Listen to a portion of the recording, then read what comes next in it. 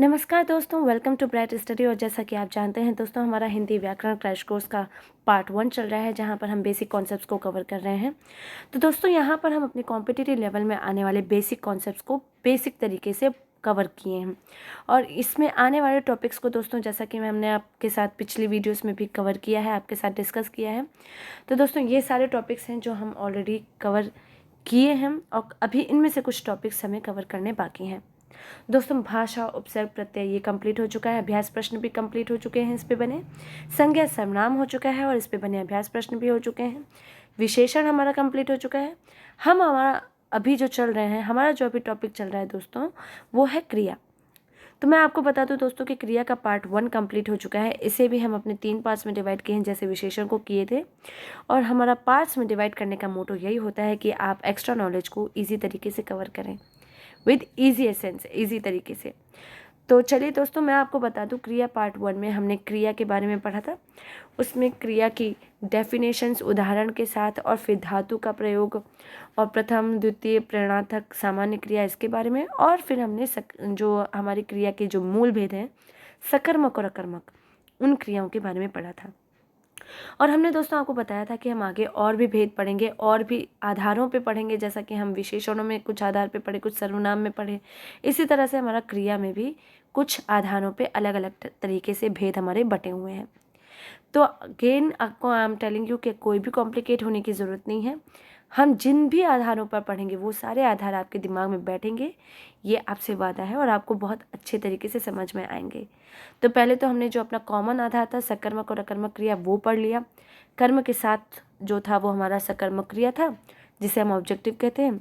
और हमने पहचान में पढ़ा था, जब हमें क्या पूछने पर जवाब मिलता है तो वो होता है हमारा सकर्मक क्रिया।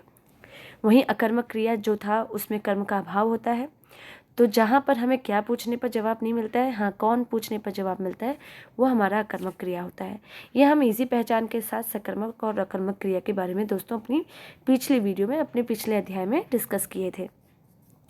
तो अब यहाँ से हमारी दूसरी कहानी शुरू हो जाती है। अब हमारा यहाँ पर सबसेक्शंस शुरू हो जाते हैं। जैसे हमने विशेषण अपने टॉपिक में पढ़ा था, और भी टॉपिक्स में पढ़े थे। यहाँ पर हमारा सकर्मक क्रिया का भी भेद बताया जा रहा है। तो दोस्तों, आप ज़रूर पढ़े भी होंगे, और अगर नहीं पढ़े हैं तो इसमें पढ़ लीजिए और समझ लीजिए। सकर्मक क्रिया भी 2 भेदों में बटा हुआ है। ये भी हमारा 2 कैटेगरीज में डिवाइडेड है। एक है एक कर्मक और दूसरा है द्विकर्मक। जैसा कि हमने अभी आपसे बोला, आपको बताया कि कर्म का मतलब है आपका ऑब्जेक्टिव।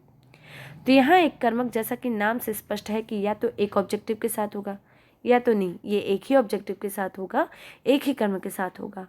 और द्विकर्मक, ये एक ऑब्जेक्टिव के साथ नहीं बल्कि एक से ज़्यादा, मतलब कि 2 ऑब्जेक्टिव के साथ होगा या 2 कर्म के साथ होगा।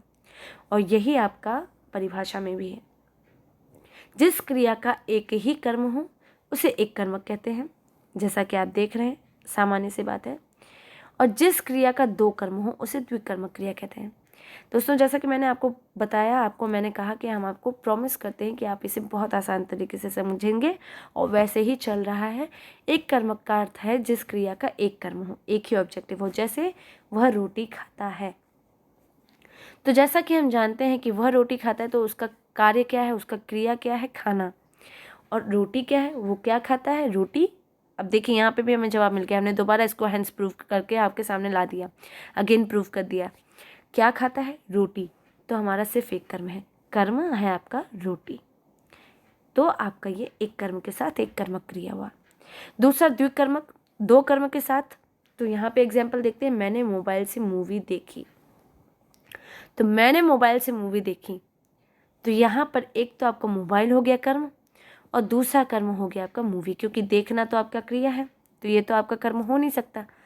तो मैंने मोबाइल से मूवी देखी, तो यहाँ पर आपको क्या जवाब मिल रहा है, कर्म के साथ ही आपको जवाब मिल रहा है। ऑब्वियसली कर्म तो वो भी है, ये भी है। मैंने किससे क्या देखा, तो आपको मोबाइल से मूवी देखी। जवाब आपको जहाँ मिल रहा है वहाँ आपका कर्म ही है। तो यहाँ पर 2 कर्म के साथ ही क्या हो गया, ये आपकी एक कर्मक और द्विकर्मक क्रिया होगी। 2 कर्म के साथ द्विकर्मक क्रिया, एक कर्म के साथ एक कर्मक क्रिया। तो ये है आपके सकर्मक क्रिया के भेद।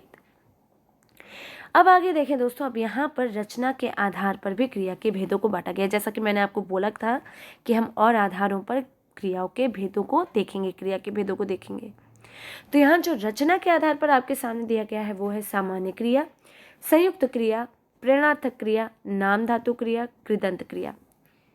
इसलिए दोस्तों हम आपको कहते हैं कि आगे बढ़ने से पहले आप ज़रूर हमारी पिछली वीडियोस को देख लिया कीजिए, क्योंकि अगर आपने पिछले अध्याय नहीं देखा होगा तो आपको समझ में नहीं आया होगा। हमने सामान्य क्रिया उसमें भी पढ़ा था पिछले अध्याय में भी, और प्रेरणार्थक क्रिया भी, हालांकि इसे डिटेल में नहीं पढ़ा, डिटेल में हम अभी पढ़ेंगे, लेकिन एक ग्लिम्स हमने ले लिया था। तो रचना के आधार पर हमारे ये 5 भेद हैं: सामान्य, संयुक्त, प्रेरणार्थक, नाम धातु और कृदंत क्रिया। वहीं प्रयोग के आधार पर हम देखें तो आप यहाँ देख सकते हैं, प्रयोग के आधार पर आपका है सहायक क्रिया, पूर्वकालिक क्रिया, विधि क्रिया और अपूर्ण क्रिया। तो रचना के आधार पर अगर आपसे पूछा जाए तो 5 क्रिया हैं, और प्रयोग के आधार पर पूछा जाए तो आपकी 4 क्रिया हैं। ये है क्रिया के कुछ अन्य भेद। हम इसे कभी पढ़ते हैं, कभी नहीं भी पढ़ते हैं, फिर मैंने आपको बताया, फिर हम आपको बोल रहे हैं। लेकिन क्योंकि हम प्रिकॉशनरी एक बोनस नॉलेज ले रहे हैं, एक्स्ट्रा नॉलेज ले रहे हैं, तो हमने इन क्रियाओं के बारे में आपके सामने हम इसे एक्सप्लेन कर रहे हैं, डिटेल्स में जान रहे हैं। और कहीं भी दोस्तों एक्स्ट्रा नॉलेज कुछ काटता नहीं है, ये आपको आगे काम ही आएगा। तो चलिए इसके बारे में थोड़ा सा डिटेल्स में पढ़ते हैं। पहले हम रचना के आधार पर क्रिया के भेदों के बारे में पढ़ें तो हमारी पहली क्रिया है सामान्य क्रिया। तो जो क्रिया आप देखिए, किसी वाक्य में जब एक ही क्रिया का प्रयोग होता है वो होती है सामान्य क्रिया। देखिए आप डेफिनेशन से, परिभाषा से ही आधे से ज़्यादा उसका आप सार समझ जाएंगे। किसी क्रिया का, किसी भी चीज़ का आप सार, डेफिनेशन आपको समझ में आ गई, परिभाषा समझ में आ गई, तो इसका मतलब आपका पूरा कॉन्सेप्ट क्लियर हो गया। इसका यही अर्थ होता है। और दोस्तों व्याकरण यही होती है चीज़, एक बार आपको कॉन्सेप्ट क्लियर हो जाए, आपको सारे टॉपिक्स अपने आप धीरे धीरे समझ में आने लगते हैं। एक बार नहीं, 2 बार नहीं, 3 बार नहीं, आप 4 बार पढ़िए, आपको क्लियर हो जाएगी चीज़ें। इसमें कोई भी बहुत बड़ी ऐसी चीज़ नहीं है जो आपको क्लियर ना हो। अब यहाँ देखिए, हमें कॉन्सेप्ट आपका नाम से क्लियर हो गया, जिस वाक्य में आपका एक ही क्रिया होता है। फिर मैं आपको बोलूँ, यहाँ आप कन्फ्यूज मत होइएगा। हमने सकर्मक क्रिया के 2 भेद पढ़े, एक कर्मक और 2 कर्मक। वहाँ एक कर्म की बात थी, 2 कर्म की बात थी। यहाँ एक क्रिया की बात हो रही है, क्योंकि कई बार बच्चे कन्फ्यूज हो जाते हैं क्रिया और कर्म में। कर्म आपका टोटली अलग है, ऑब्जेक्टिव होता है वो, और क्रिया आपका टोटली अलग है, वो हमारा कॉन्सेप्ट चल ही रहा है, टॉपिक चल ही रहा है। क्रिया का अर्थ है वर्ब, कार्य आपका। यहाँ सामान्य क्रिया का मतलब है, सामान्य क्रिया का अर्थ है जिस वाक्य में आपका एक क्रिया होता है। इसे आप एग्जाम्पल से क्लियर कर लीजिए, आपको समझ में आ जाएगा। मैंने आज हिंदी व्याकरण पढ़ा। तो दोस्तों आप जानते हैं कि क्रिया का अर्थ है आपका कार्य का होना या कार्य का करना। तो पढ़ा क्या हो गया, आपका क्रिया हो गया, पढ़ना हो गया आपका क्रिया, और यहाँ पर हमारी एक ही क्रिया का प्रयोग है। इसी तरह से मैंने मूवी देखी, तो देखना यहाँ आपका एक ही कार्य है, क्रिया है, कार्य चल रहा है देखना। तो आपका पढ़ना और देखना एक एक क्रिया के साथ आपकी सामान्य क्रिया का ये उदाहरण हो गया, ये सेंटेंस। वहीं अगर हम यहाँ पर कर्म की बात करते तो हिंदी व्याकरण जो है आपका, यहाँ ये आपका ऑब्जेक्ट है। मैंने क्या पढ़ा, तो मैंने आज हिंदी व्याकरण पढ़ा। आपको क्या करने पर जवाब मिला, मैंने क्या देखी, तो मूवी देखी। होप आपको डिफरेंस क्लियर हुआ होगा दोस्तों। इसी चीज़ की हम आपको बात कर रहे हैं। आप खुद एनालिसिस करके दोनों के बीच में भेद को समझा कीजिए, क्रिया क्या है और कर्म क्या है। तो एक क्रिया के साथ आपका ये सामान्य क्रिया हो गया। अब चलें दोस्तों अपने दूसरे भेद की ओर, तो संयुक्त क्रिया।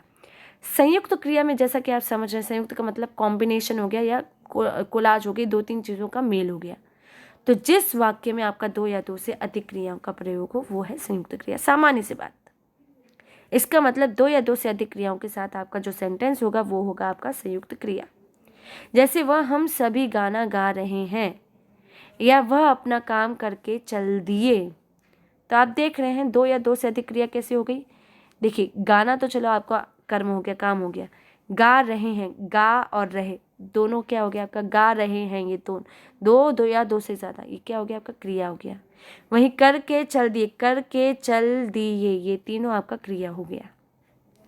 तो यहाँ आप देख रहे हैं क्रियाओं के मेल से आपकी संयुक्त क्रिया बन रही है।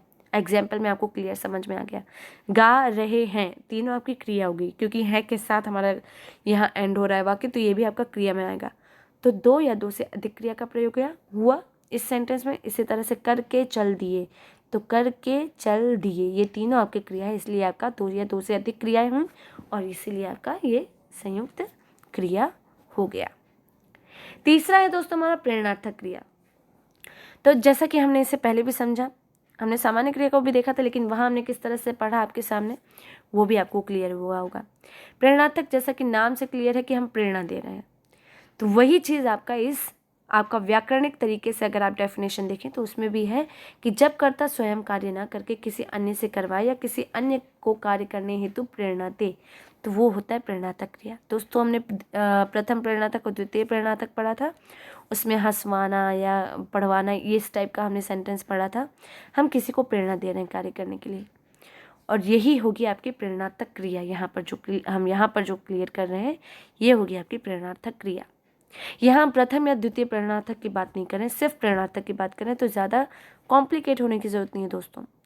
अब हम देख लें, यहाँ पर एक और बात यह है कि हम खुद कार्य नहीं कर रहे हैं, ये भी आप देखिए।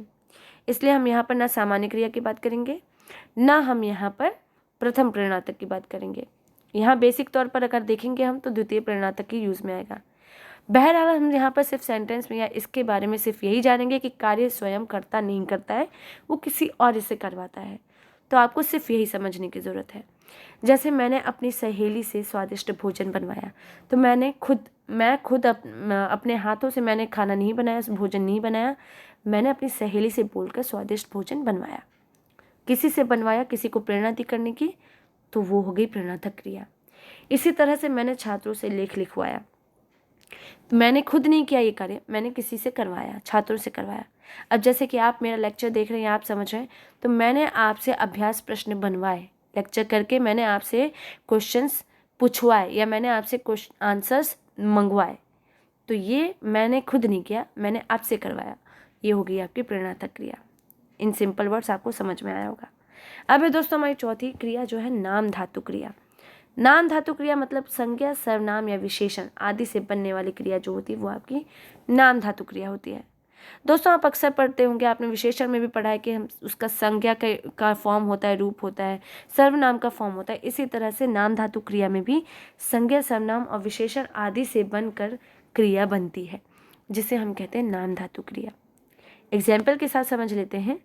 जैसे कि अगर आपकी बात है, ये बात आपकी क्या हो गई, आपका हो गया संज्ञा, या लात है आपका हो गया संज्ञा, लेकिन इसमें ना जुड़ गया, बात से बतियाना जब वो बन गया तो आपका संज्ञा शब्द जुड़ गया, तो आपका क्या हो गया, ये हो गया नाम धातु क्रिया। इसी तरह से लात से लतियाना, ना जुड़ गया आपका, तो ये क्या हो गया आपका नाम धातु क्रिया। तो अगर हम इसकी पहचान की तरफ चलें या समझें तो ये क्या हुआ, संज्ञा या विशेषण में ना जुड़ रहा है, ना प्रत्यय जुड़ रहा है, या आप ये समझिए कि ना प्रत्यय जुड़ रहा है। तो इस प्रकार से जिस तरह से आपके वाक्य में ना प्रत्यय जुड़कर उदाहरण जो आपके सामने पेश हो रहा है, जिससे आपका अर्थ बदल जाता है, तो क्या हुआ, ये हो गया आपका नाम धातु क्रिया। इस प्रकार से जब बात से बतियाना बना तो अर्थ चेंज हो गया, ना प्रत्यय जुड़ गया, लात से लतियाना बना, अर्थ चेंज हुआ, और इस प्रकार से आपका ये नाम धातु क्रिया बन गया। अब हम अपने पांचवी भेद की ओर चलें, कृदंत क्रिया दोस्तों, जो कि रचना के आधार पर हमारा सबसे लास्ट भेद है। कृदंत क्रिया, ये क्रिया जो है क्रिया शब्दों में प्रत्यय जोड़ने से बनती है या प्रत्यय के योग से बने शब्द आपके कृदंत क्रिया कहलाती हैं। जैसे अब यहाँ पे दोस्तों एग्जाम्पल देखें, हम एग्जाम्पल से काफ़ी कुछ क्लियर कर लेते हैं। दौड़ता, खाता, हंसती, आई, खाए, मतलब इन शब्दों में आपका कोई ना कोई प्रत्यय जुड़ता है। और अगर मैं इस सेंटेंस पे गौर करूं और आप यहाँ देखें तो ध्यान रखने वाली बात यह है कि इन उदाहरणों में आप देख रहे होंगे कि ता, ती, ई, ए, ये इन सारे प्रत्ययों का प्रयोग हो रहा है, और इसी को हम कृदंत क्रिया कहते हैं। दोस्तों कहीं भी कंफ्यूज होने की ज़रूरत नहीं है, आप पीछे जाइए, अपने पिछले पृष्ठ को खोलिए। अगर आपको नाम धातु क्रिया में कन्फ्यूजन हुई हो, या आपको इससे पहले सहायक क्रिया या माफ़ कीजिएगा सामान्य क्रिया में कन्फ्यूजन हुई हो, किसी में भी, आप पीछे जाकर देख लीजिए। इसको दोनों क्रियाओं के भेदों को आप एक दूसरे के साथ मैच कीजिए, सिमिलैरिटीज़ निकालिए, डिफरेंसेस निकालिए, आपको खुद ही क्रियाओं का कॉन्सेप्ट क्लियर हो जाएगा। संस्कृत में कृत प्रत्यय जुड़कर कृत प्रत्यय धातु जो जुड़ता है वो विशेषण और संज्ञा की रचना करते हैं, और हिंदी में कृदंतों का प्रयोग जो होता है संज्ञा, विशेषण और क्रिया या क्रिया विशेषण के रूप में होता है। जैसा कि हम यहाँ पर देख रहे हैं, दौड़ता, खाता, हंसती, आई, ये सब आपके जो है संज्ञा वर्ड भी हो सकते हैं, विशेषण वर्ड भी हो सकते हैं, क्रिया भी है ही, और क्रिया विशेषण के रूप में भी प्रयोग में आ सकते हैं। तो दोस्तों ये है आपके कृदंत क्रिया। सिंपल सी बात है कि जहाँ प्रत्यय आपके जुड़े हैं, ता, ती, ई, ए या जो भी आपको लगता हो, तो ये है कृदंत क्रिया। तो ये था दोस्तों हमारा रचना के आधार पर भेद। होप आपको ये समझ में आया हो, और आपको ये समझ में आ जाए तभी आप जाकर सेकेंड वीडियो या नेक्स्ट वीडियो हमारी देखिए, जो कि हमने आपके से पहले भी डिस्कस किया। प्रयोग के आधार पर जो हमारे अब 4 भेद हैं उसको हम पढ़ेंगे, डिटेल्स में पढ़ेंगे, और इसको ज़रूर ध्यान से समझ लीजिए ताकि आपको आगे कोई प्रॉब्लम ना हो। और कोई डाउट हो तो ज़रूर कमेंट बॉक्स में बताइए। थैंक यू सो मच दोस्तों।